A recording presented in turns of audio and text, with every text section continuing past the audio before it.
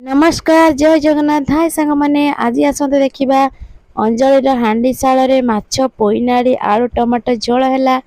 तो चलतु प्रस्तुत करवा केमिति आउे कि माछ केमिति प्रस्तुत कल आसते देखा।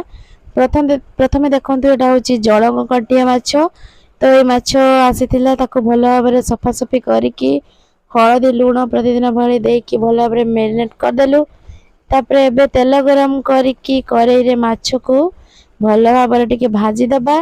भाजी दे सारा पर माछ को आम बाहर करके रखीदेलु गोटे जगार। आउ बड़का माछ को से तेल भाजीदेलु माने बड़का माछ नहीं नाज मुंड। तापर से बड़का तेल रे पुईनाड़ी आ आलू को टिके अल्प संतुली दबा। तो मुझे पूरा भल से भाजीनी खाली अल्प संतुली नहीं नाल अंश कमी जीव। तो बेसर पानी अल्प टिके करी तो ताको देकी एबे सादा पानी देकी आलू आउ टमाटो आउ हलदी गुंड लुण देकी भल भाव सीझे देलु।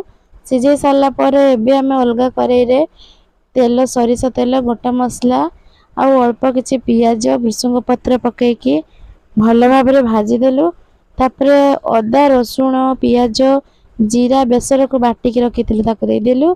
एबे लंका गुंड हलदी गुंड देकी अल्प टिके चिकेन मसला देकी भल भाव कषिदेलु।